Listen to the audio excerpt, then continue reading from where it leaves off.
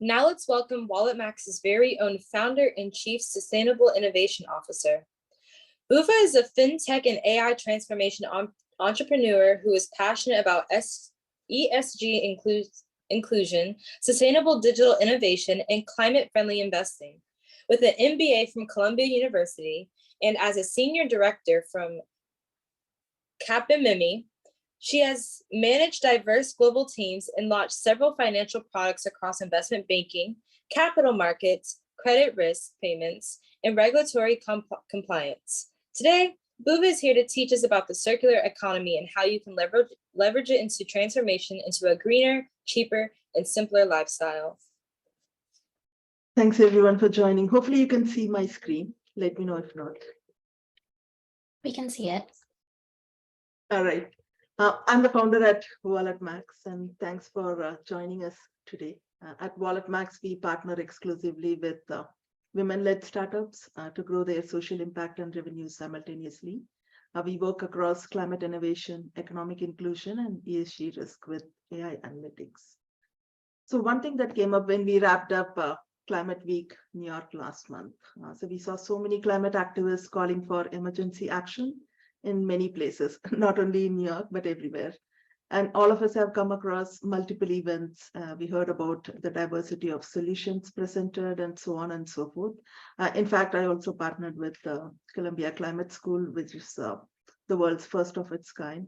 Together with the United Nations, we were pushing to amplify real change for the planet. What we understood was there were so many local communities that are indirectly impacted due to global warming, not necessarily directly. For example, we have a direct threat in terms of food security, but so many women are indirectly and disproportionately affected due to this crisis. And right now we are looking for real leadership to give a voice to everyone in the space. Circular economy is one of the solutions. It's not the solution, but one of the many that we can definitely leverage. So what it implies in simple terms is a life cycle of any product that's already produced, created, or exists on the earth. It can be extended, right? So if you're able to extend the life cycle of something that's already existing through various mechanisms, which we'll see shortly, we'll be able to create an economy where materials will not go to waste or will generate less waste. And we'll be in a position where not only we are protecting nature, but we are able to restore and regenerate. So let's see what happens today. So today, in the traditional linear economic model, we are saving money and energy, not telling that we are not, but we are doing that by using large quantities of cheap materials. So these are materials that are readily available. It's both in developed and emerging markets, but we are in turn increasing waste. So there are no optimal or responsible ways to recycle. So we are thinking about that, but it's a very long road ahead. And these waste that we create increases greenhouse gas emissions. So we saw today earlier in the conversation, carbon dioxide, methane is much more poisonous. These are all being generated, but they do not leave the planet. They in turn create more impact. So a product that's been used once continues to generate more negative impact. And this also creates more biodiversity loss, loss of natural resources, and then overall habitat is disrupted. So when we take this limited lifespan approach, we are talking about, especially in the resource intensive sectors like electronics, information technology, or communications, even plastics, textiles, and construction. We are looking for a more carbon neutral, toxic free, sustainable environment. So we all know our original goal was 2030, which is in 7 years from now, and we are already going to not meet that goal. So our new timeline is now 2050. So how do we get to a globally net zero environment by 2050 at least? Because beyond that, it's going to be really difficult to try to reverse the damage that's already been created. And one of the things that's very positive is consumers are also willing to be empowered, right? So consumers are with us when the consumers are supporting us for green transition, we give them the flexibility to reuse. They have the right to recycle and repair. So it's a combined economy where the producers and the consumers are able to work together and they are aligned to work towards the green transition. So now what are the benefits of adopting circular economy practices today? So it may look like a very complex term, but in simple terms, how can we use less raw materials, generate less waste? These two predominantly will create less emissions and also will extend the life cycle of products. And what it generates is additional value when we do this repetitively through the production and the consumption economy. So one of the things in protecting the environment is also reducing supply chain dependence. We saw this a lot during the pandemic, how many countries were impacted. By doing this reuse, reduce, recycle, repair process, we are able to also create jobs, reduce supply chain dependency, and in turn, again, the consumers and businesses are able to save money, but in a more sustainable manner. And this is going to be the future of sustainability, not only in the US and all across. And I think it's better that we start taking simple steps from today. It's an iterative process, so we can start with raw materials. In our earlier conversation, we spoke about sustainable design practices, so we can see how we can apply that before producing a product, right? And then distributing the product.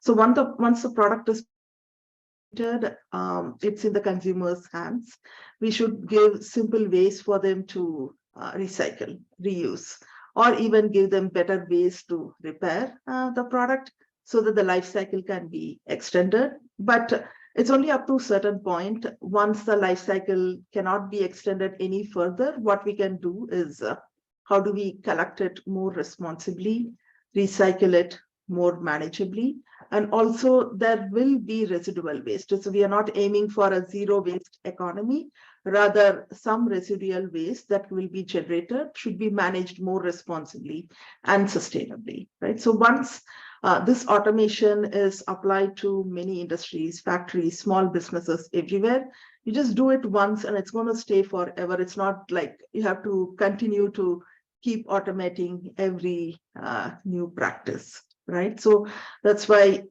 put an effort and then it's going to pay for itself in the long run. So we also saw in many of the earlier discussions today, we spoke a lot about sustainable living and ESG. So what do those mean and how do they relate to circular economy? So we see we have limited resources, limited raw materials, but then we have a growing population, right? Everywhere in the world. So what happens is when you have a growing population and limited raw materials, if you don't recycle, you're going to generate national risks. So it could be price volatility. So we are seeing with the pandemic, we had supply chain issues which triggered inflation, and we are still living with it. And it may be a very long time before we can come out of that.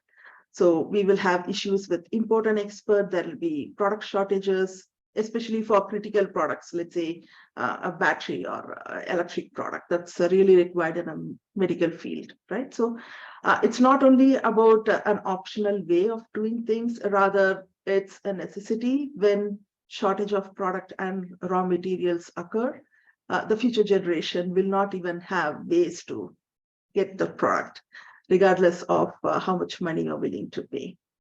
And in terms of this sustainable economy, what we need is a product redesign or material redesign. How can we innovatively and creatively think of ways to reuse the product? But also, if it can be localized, we are able to generate more jobs, bring more regional prosperity. And the consumers are also in turn getting rewarded, right? So they'll get more durable products, which means the life cycle is extended. They have better quality of time in terms of the long-term use of the product. And in turn, they are anyway saving money. So these are consumers who are going to bring more loyalty to your brand because they are eco-conscious and they're going to bring their loyalty to more eco-conscious brands.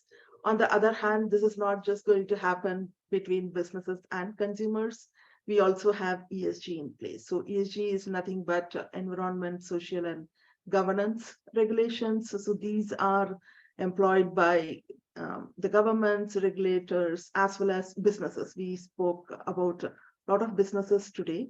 So they are actively monitoring risks. They are tracking circular economy trends. They're going to come up with compliance action plans. So when you are compliant with that, especially in the US, we recently saw the Inflation Reduction Act. The governments and policymakers are actually incentivizing sustainable companies. So when you are incentivized, of course, the communities and the local regions would prosper. So that's how the benefits can be transferred from starting small with the impact at the individual level to the businesses, to the governments, and the communities at large. So I just want to take two key factors, especially food.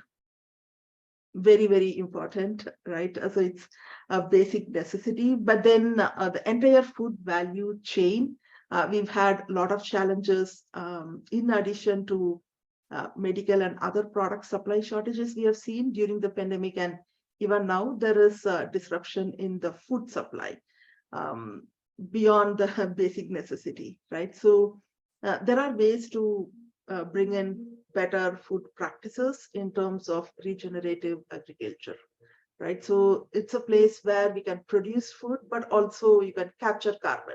So if you can produce food and capture carbon and also restore land at the same time, that's like 3 in 1, right? So you can strengthen food security, you can strengthen farming, you can prevent agriculture land degradation, and in turn, food shortages will become less as we move along. But then currently we have increasing temperatures. There are extreme weather events. From morning, we've spoken quite a lot about the New York floods where I was stuck. I've been telling about that. So these are very rare occurrences. These typically do not happen, but beyond our day-to-day disruption, these are also impacting production yields, right? So in certain geographies, crops are being, redesigned or redefined because certain crops are not growing to the extent we want, or they're growing, the quality is not as good, right? So it's becoming a ripple effect. And then again, you see supply shocks, price volatility, inflation. Beyond that, greenhouse gas emission is also increased, right? So our goal is to also expand financial investments in regenerative agriculture. How can we improve soil health, water retention? This also increases biodiversity, right? So I would not say it's a misconception that overnight you're going to be profitable, but it's going to take some time once we follow these practices to have consistent crop yields. And gradually, these are going to become more cost-effective and profitable over time and better for the planet. And one of our speakers earlier talked about the COP28. It's our annual global climate conference that's happening next month. It's bringing all countries together. So this year, the World Health Organization has put in a separate health day.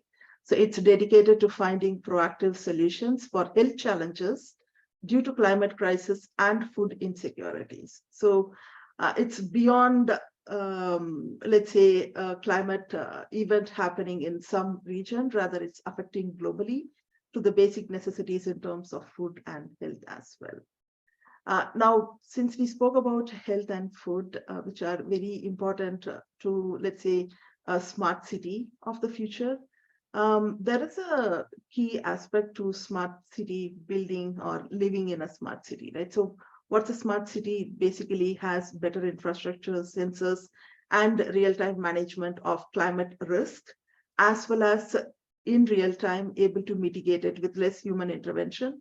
So it is completely automated. So this can improve quality of life indicators, right, by 30%. But then one of the key things is infrastructure. So building such city or let's say enabling a city to this kind of infrastructure is going to be very capital intensive. It's going to cost a lot of money. It's going to take a long time to operationalize and so on and so forth. But then that's why we are heavily also working between the government and the private partnerships, right? So if we are going to rely on the government to provide all clean transport, it could take a lot of years. But then if we are able to rely on the private sector in partnership with the government and the public sector, then they would be able to, roll out faster green fleets in small communities and then maybe expand it further. So we need not think about large scale infrastructure investments that take much longer to operationalize, but then rely on the private and public sector partnerships so we can bring more smarter construction and better building solutions. So one of the advantages of a smart city approach is also better use of sensors, right? So also known as Internet of Things or IoTs. Think of any smart device that you use on a day-to-day basis, right? So we can deploy them, they can assess energy needs and adjust smartly, meaning if energy is not required in a certain section of the community, it can adjust or switch off automatically without human intervention. It can assess water needs, it can assess waste elimination, make it more responsible and reusable. And also it can provide better inclusive and accessible housing. So we spoke with one of our speakers today earlier who spoke about not only sustainable products, but more inclusive and accessible products. So bringing in these could also bring better mobility focus and better commute times. It could help with saving tons of water.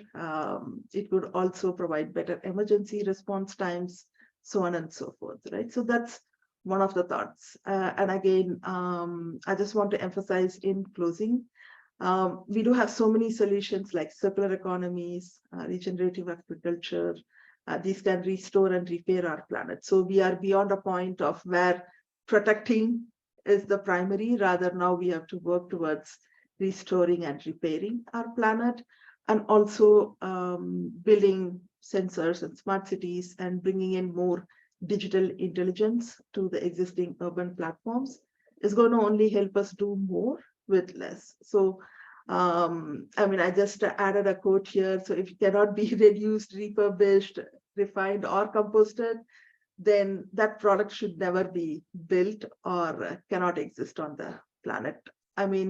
Building proactive ways to adjust the reusability and the recycle ability before it's produced is very much important going forward. And then these are choices, it's very important for us to take care of our basic necessities like food and water and other health needs.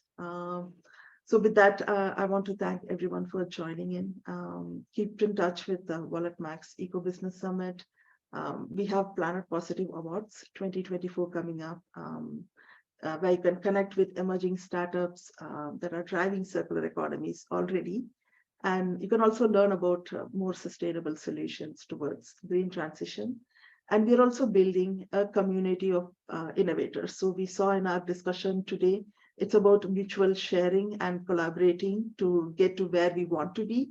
It's not going to be a single person or a single business that's going to help make this happen. So I want to thank everyone for joining here. And if any questions, anything else you want to elaborate or things like that, feel free to reach us on our website, getwalletmax.com. Thank you.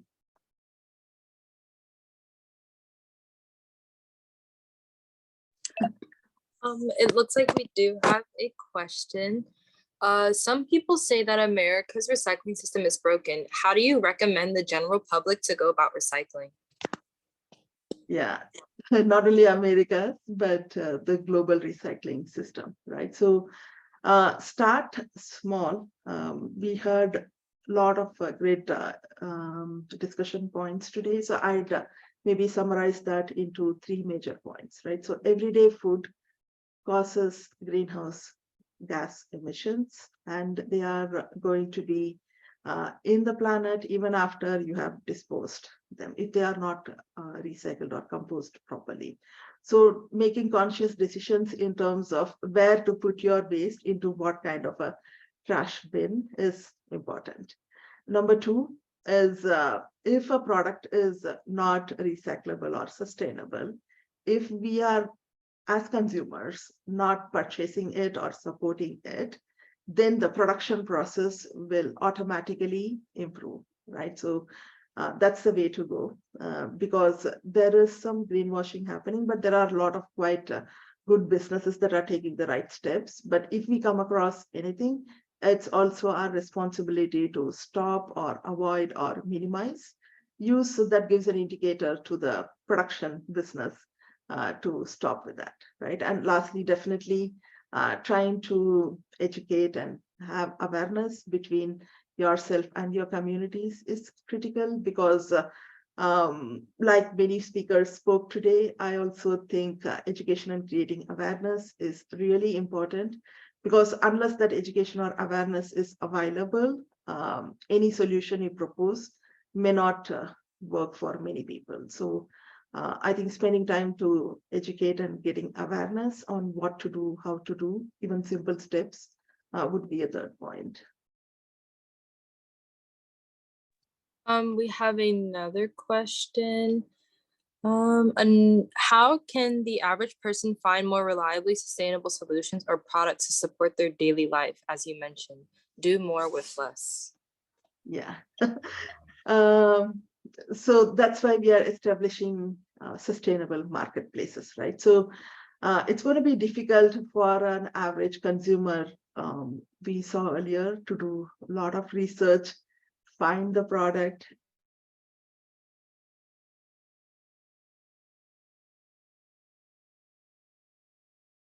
and then continue to use it and find ways to recycle, reuse, repair. And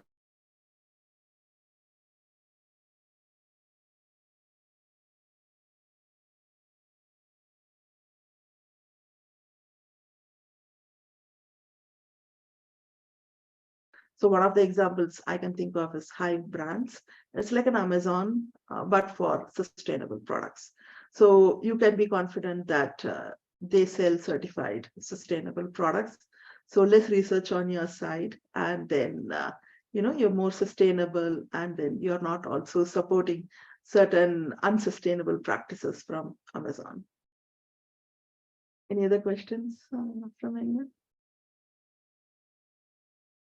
All right, if there are no questions, thanks for joining today, and please do reach out to us at Bhuva, there's one more question.